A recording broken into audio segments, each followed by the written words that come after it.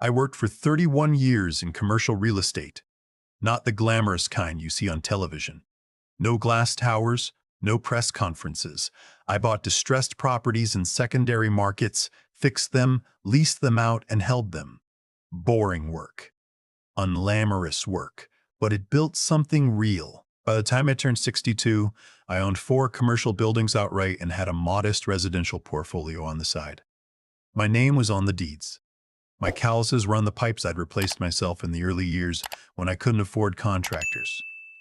I never drove a flashy car. I wore the same brand of boots for 15 years because they held up well, and I didn't see the point in changing what worked. My wife passed when my son was 19. Pancreatic cancer. We had 8 months between the diagnosis and the morning I held her hand for the last time. After that, it was just the two of us, me and my son, Liam. I want to be honest about what happened after she died. I overcompensated. I know that now. At the time, I told myself I was being a good father, stepping in, making sure he didn't feel the loss too sharply, cushioning every hard edge life threw at him. If his grades slipped, I hired tutors. When he dropped out of his second year of college, I didn't push him back. I set him up with a small allowance and told him to figure himself out. When he was 25 and still figuring, I increased it. When he was 28 and moved in with a woman named Adrian, I helped with their deposit without being asked. I want you to understand something about Adrian before I go further. She was not a bad person in the obvious ways. She was polished. She knew the right things to say. She called me by my first name, Garrett, from the very first meeting, which I thought was forward, but chalked up to generational difference. She complimented my properties in a way that felt less like admiration and more like appraisal. But she was warm to Liam, and Liam seemed happy, so I kept my mouth shut. Over the 4 years they were together before any of this happened, the monthly support I gave Liam had quietly grown from $800 to $2,200. It never happened in one jump. There was always a reason. Car trouble, a medical bill, an opportunity Liam was going to pursue that needed a little seed money. I paid for Adrian's dental work once because they didn't have insurance and the infection was serious and I wasn't going to let someone suffer over money. Another time I wired $3,000 for what Liam described as a business consulting course. I never saw any consulting come out of it. I didn't keep a running tally. Maybe that was the problem. The February before everything changed, I noticed that the monthly transfer I'd set up, the automatic one, had been going out not to Liam's account, but to a joint account I hadn't realized they'd opened. Liam had asked me months earlier to update the routing number. I'd done it without thinking. When I mentioned this casually to Liam on the phone, he said it was just simpler that way. I let it go. That spring, I was driving back from a property inspection about 2 hours north when I called Liam to check in. We talked maybe twice a week, usually short calls. How are you? How's the knee? That kind of thing. He sounded distracted. I asked if everything was all right, and he said yes. Great, actually. And then he said, Dad, there's something we've been meaning to tell you. I thought, someone's pregnant. What he said was, Adrian and I got married 3 weeks ago. Small ceremony. Just close friends. We kept it quiet because we wanted it to be private. I was on the interstate doing 70 miles an hour. I said, I'm sorry. He said it again. Married. 3 weeks ago. Close friends only. Wanted it to be intimate. I asked him how many people were at this intimate ceremony. He paused. I don't know. Maybe 150.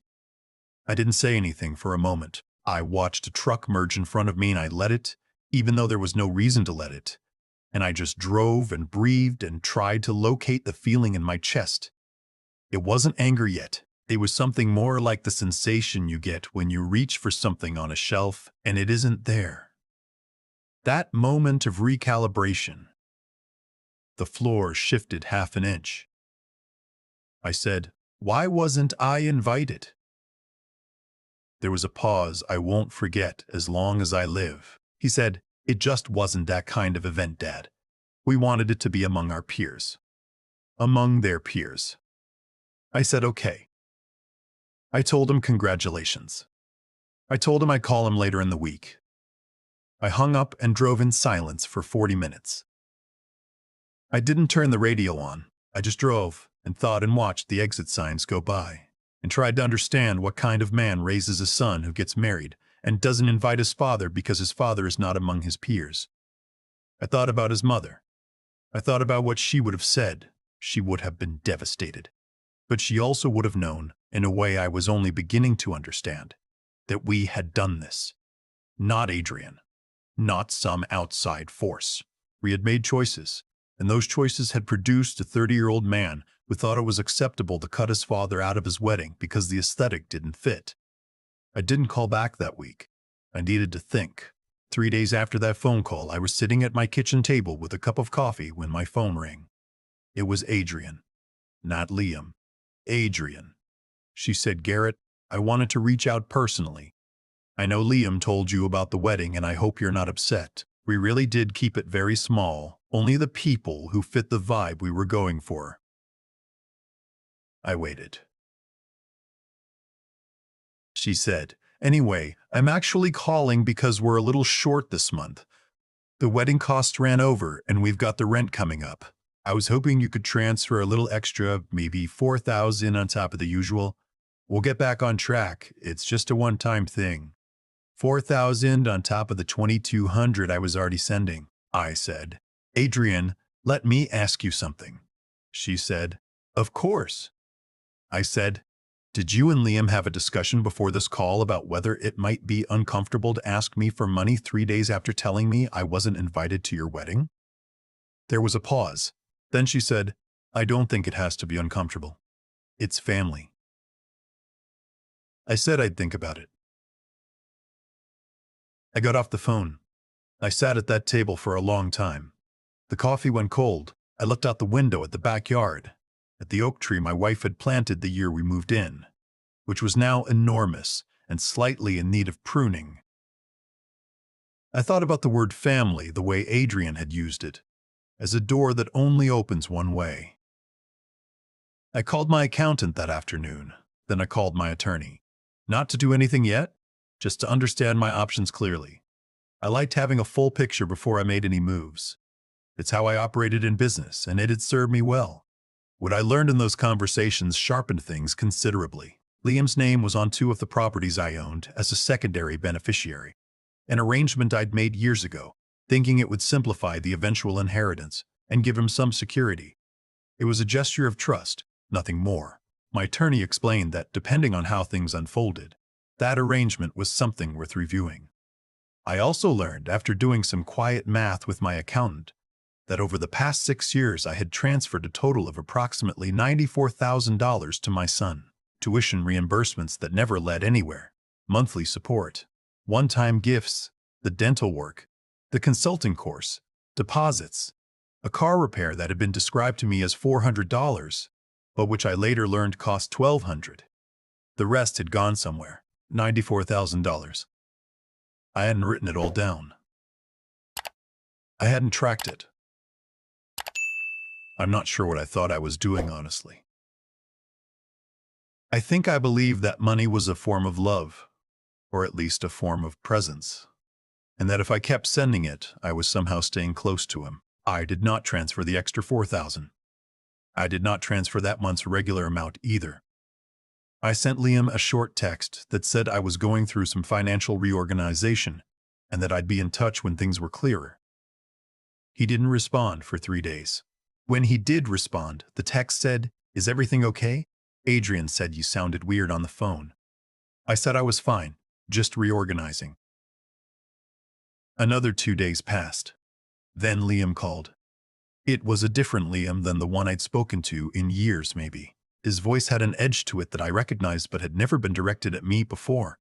He said, "Dad, what's going on? We've got bills. The rent was due yesterday." I said, "I know." He said, "Are you going to transfer it?" I said, "Are you going to transfer it?" I said, "Liam, you're 30 years old. You've been married for a month. This feels like a conversation you and your wife should be having, not a call you make to your father." He was quiet. Then he said, "You're doing this because of the wedding." I said, I'm doing this because of a lot of things that I should have done years ago. The wedding was just the morning I finally understood what I'd been looking at. He said, "That's not fair." I said, "What part isn't fair? The part where I paid for the last 6 years of your adult life? Or the part where you decided I wasn't the right kind of person to invite to your wedding?" He didn't have an answer for that. We stayed on the line for a moment, neither of us speaking. And then he said, quietly, "I thought you had more than enough." That sentence hit me somewhere deep, not because it was cruel exactly, but because it was honest.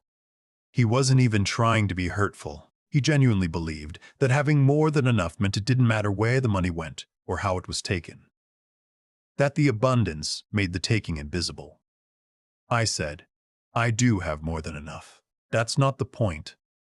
He said, "Then what is?" I said, "that you never once asked yourself whether it was yours to take?" I heard him breathing. I heard something in the background.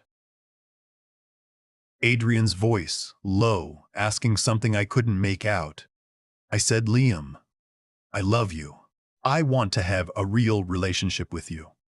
But I'm done funding a life you've never had to think about, with a woman who called me for rent money 3 days after telling me I wasn't welcome at your wedding.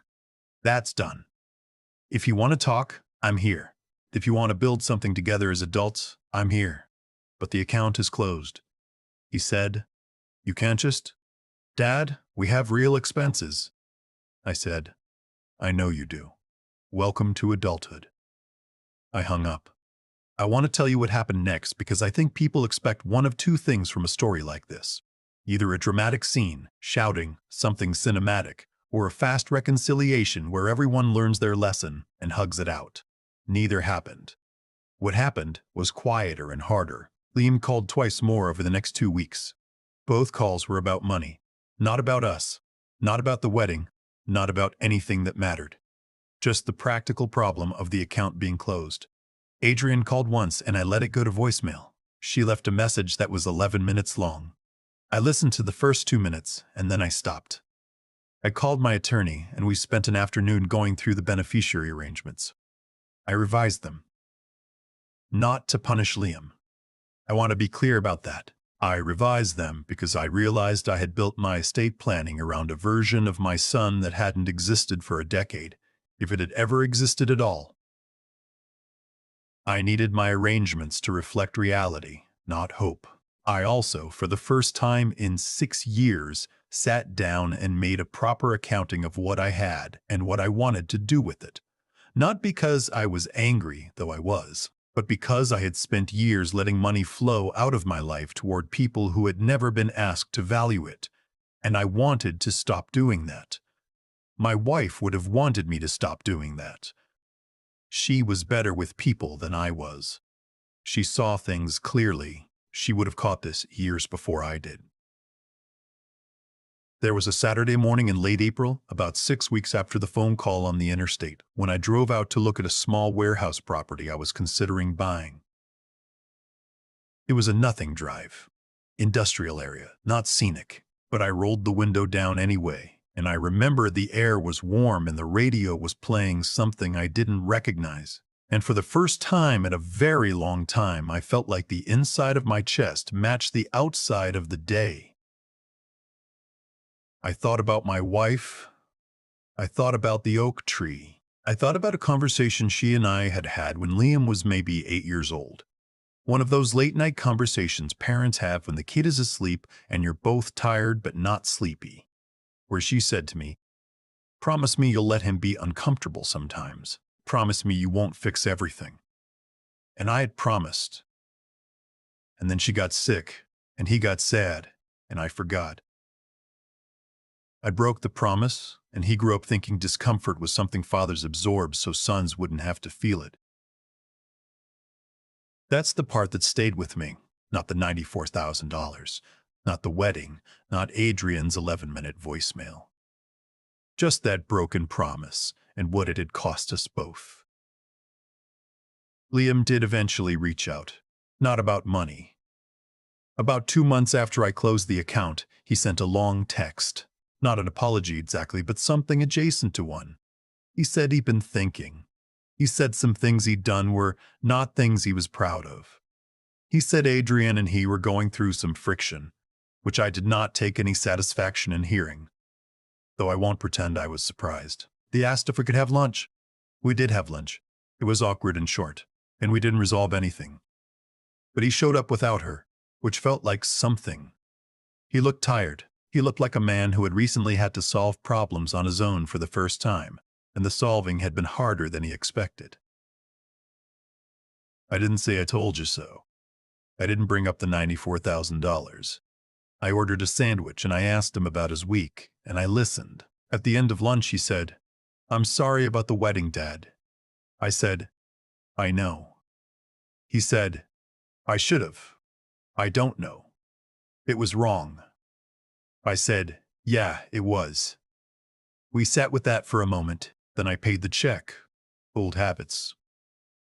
And we walked out into the parking lot, and I hugged him, my 30-year-old son, who had a lot of catching up to do, who I loved more than I had ever been good at showing him in the right ways. I drove home alone. The oak tree needed pruning. I had called someone about it the week before, and they were coming Thursday. The buildings were doing fine. The reorganization was done. I had a decent bottle of wine in the kitchen that I'd been saving for no particular occasion, and that night, for no particular occasion, I opened it. I poured a glass and stood at the window and thought about what my wife would say if she could see where we'd ended up. I think she'd say we were going to be okay. I think she'd be right. I've had a lot of time to sit with what happened between me and Liam. Not to relitigate it, I'm past that, but to understand how it got there. And the honest answer is that it got there one small decision at a time, over many years, in a direction I kept choosing because it felt like love. It wasn't love, or it was love, but it was love with no spine in it. Love that refused to let him feel the weight of things. And weight, I've learned, is not cruelty. Weight is what builds a person. You cannot carry everything for someone and then be surprised when they don't know how to carry anything. That's the cause. The effects were what I lived through. The wedding I wasn't invited to, the phone call 3 days later asking for rent money, the casual assumption that my resources existed to absorb whatever they needed. Those things didn't come out of nowhere. They came out of a pattern I built and maintained for 30 years. Adrian didn't create my son's sense of entitlement. She just walked into a house where the lights were always on, and the heat was always running, and nobody had ever been handed a bill. What I had to reckon with, the part that took real honesty, was not what Liam did. It was what I had been. I was the man who confused provision with presence, who thought that as long as the transfers went through, I was doing right by him. I wasn't. I was doing right by my own need to feel useful, to feel connected to him, to feel like I hadn't failed at the one thing his mother asked me not to fail at. Intellect without honesty is just clever rationalization. I was smart enough to build 4 properties from nothing, but not smart enough, for a long time, to look clearly at what I was doing inside my own house. That gap between what we're capable of seeing in business and what we refuse to see at home is where a lot of damage gets done quietly. The resilience part came later, not the dramatic kind. Not some moment where I stood up straight and declared myself free. It was more like the Tuesday morning I realized I hadn't checked my phone waiting for Liam to call, or the afternoon I drove to look at that warehouse and felt, for the first time in years, like the decisions ahead of me were genuinely mine. Recovery from a pattern that long doesn't arrive in a single moment. It seeps in gradually, the way light comes through in early morning. You don't see it happening, but at some point the room is different. Liam and I are still finding our way. The lunch was a start. The apology, incomplete, uncertain, but real, was more than I expected. I don't know what we're going to be to each other yet, but I know it will have to be built on something honest or it won't hold. That's what I'd want anyone to take from this. Not that parents should be cold or that children are ungrateful. Most of them aren't, not naturally, but that the most important thing you can give someone you love is not comfort. It's the confidence that comes from knowing they can handle discomfort. That's the thing